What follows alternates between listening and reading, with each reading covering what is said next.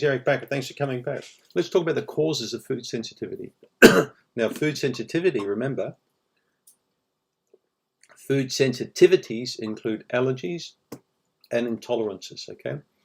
Some people get food sensitivities mixed up and think they're, actually just one category, but it's not. It means you're sensitive to food, okay? And a sensible person who hears the word that they're sensitive to something doesn't really understand the cause of the sensitivity.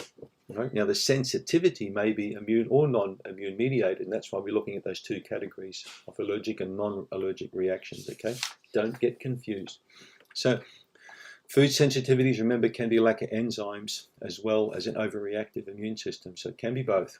At this point, we still haven't nailed it down to one, but we're saying who gets these reactions to foods? How does it come about? Why do some people have sensitivity to food, yet others do not share this sensitivity? How can some people drink a glass of cow's milk and have, no mucus build up after that, and yet other people can? So, well, if we look at it from the allergy perspective in the sensitivities, allergies can be acquired, okay, or they can be inherited.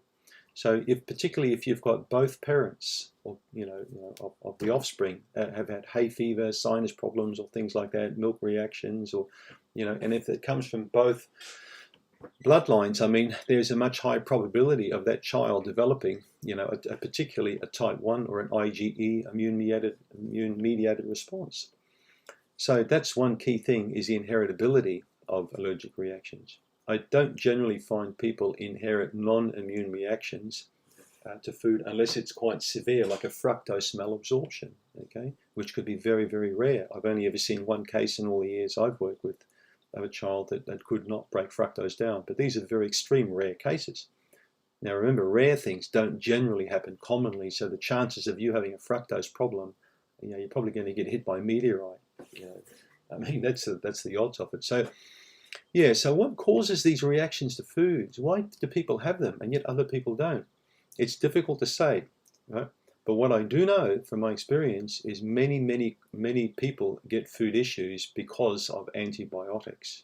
As soon as you start messing with bacteria, okay, and you start knocking whole populations down of beneficial bacteria, and they never sufficiently repopulate, that can be a big problem. Many of the hundreds of children I've seen over the years that developed allergies to foods did so because of antibiotics.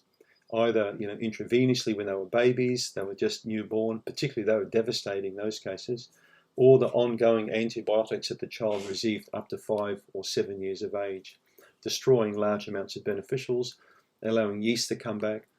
So those cases I've seen, basically, they were my bread and butter cases for years, just treating child after child. I did a lot of pediatric work in my early years of practice, and I felt like hitting my head against a brick wall half the time, because the patient would come from across the road, they'd just have a script for antibiotics from the doctor's surgery, and then they'd sit there and they'd complain of the child being sick all the time and having rashes and that. So antibiotics is a clear link. Now let's look at other cases of medication. What about Ppi drugs or proton pump inhibitor drugs? The person, particularly a male who's been on stomach drugs for years and years, they can easily develop a food intolerance. They can wreck their enzymes. They can start causing suppression. Many people with heartburn, in fact, have under-acidity, not over-acidity. So when you put the fire of digestion out and you preclude food from properly breaking down, you create a lot of problems for the digestive system. Lack of enzymes is one of the key reasons why many people start getting sensitive towards foods. Right? If we took the ability of your automobile away to spark properly, to ignite the fuel, it'd cough and fart and sputter and perform poorly and have very poor power to pull you, away. And that's what people's digestive systems amount to. They have very poor spark in their gut because they ruin it. Coke, cola, alcohol, high stress, lots of crappy foods, Kentucky Fried Chicken and, Golden Arches, all that sort of junk. We're continually eating that. We're actually destroying our ability for our body to produce enzymes.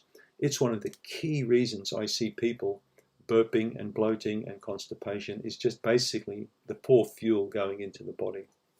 So when you start eating fresh, healthy produce, which actually contains enzymes by default because it's alive, because it rots when you leave it for too long, you're actually putting your body not in a deficit position anymore. So you're really allowing that stomach and small intestine to come into its own.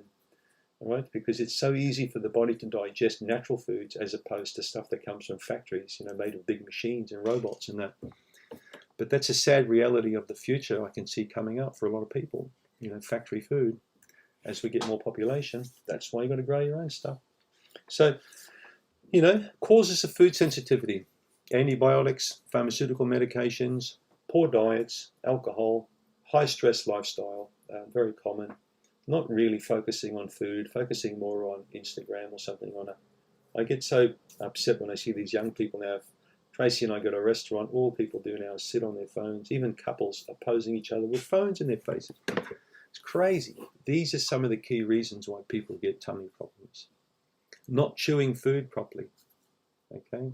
Also, another really big problem when it comes to not breaking food down properly. You need to mechanically break food down properly with your teeth. You need to have plenty of water between meals to keep it all going. Isn't it easy, common sense stuff? It is to me, but it ain't for a lot of people apparently.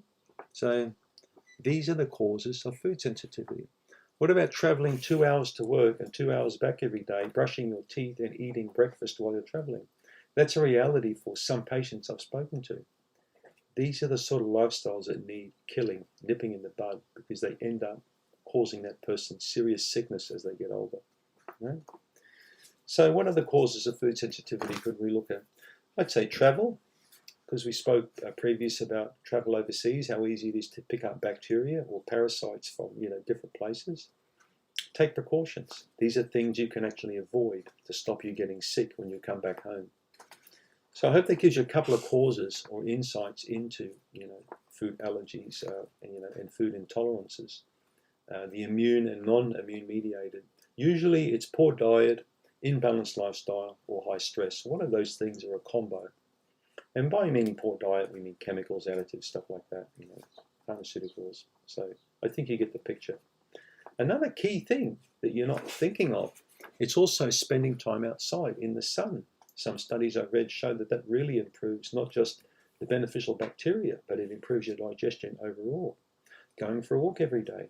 These are basic things you can do right now to get your digestion working 100% better, especially now that we're getting to the year.